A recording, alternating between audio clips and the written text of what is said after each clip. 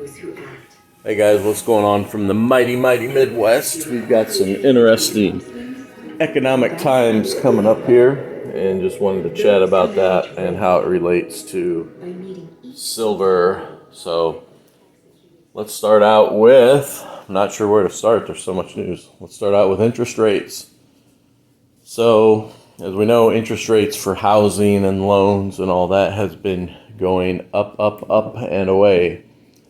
And at some point, all this is going to catch up to the markets. Housing typically takes 6 months of a lag to report into the markets, and my full-time profession is in housing, and it's getting a little rougher out there. I'm sure there's some pockets that are hot, but for the most part, things have ground to a halt in new construction. Existing sales are still doing okay. However, the new construction is what's going to be a real drag and lag on the markets, to where once those numbers catch up, or the new construction stops here in a few months, then the Federal Reserve may reverse / pivot with their interest rates. And basically what that means is they'll hold the rate steady or start to reduce again, and that would be bullish for silver. So another thing that came to mind today is cryptocurrencies and Bitcoin. You know, I'm not sure why the government doesn't just ban the cryptocurrencies. I think they want to implement those in the future. So they're letting the market play out as it may. And they are just getting crushed and hammered, which in my opinion is a good thing.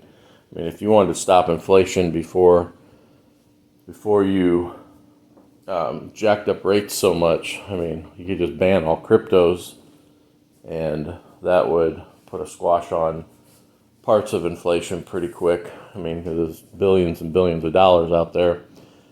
But anyways, they are getting crushed, and an analyst today on Bloomberg TV mentioned that,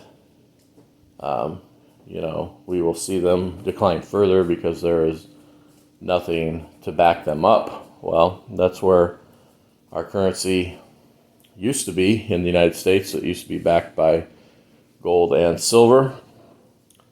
And over the last 5,000 years, silver has never gone to zero.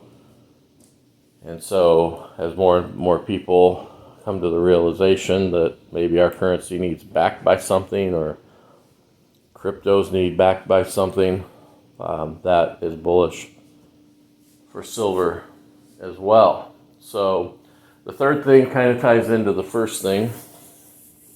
Michigan Consumer Sentiment Survey is out today. It came in almost 5 percentage points less than expected. So people are feeling uneasy about the economy. And the Midwest is a leading indicator of that, mainly because of manufacturing. And you're just not seeing the orders for durable goods to make products. And part of that is because people are getting laid off and aren't wanting to buy them. For example, new cars and recreational vehicles. And the other part is that the producers / factories expect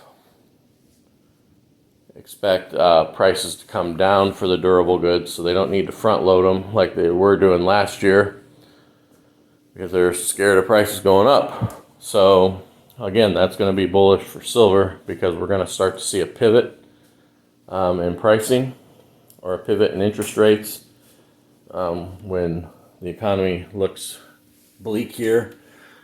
And the last thing, I guess there's 4 things. China partially has opened up its COVID restrictions. And again, I say partially, and that'll be bullish for commodities such as silver, because they will have high demand in manufacturing and just consumer demand as they begin to open up.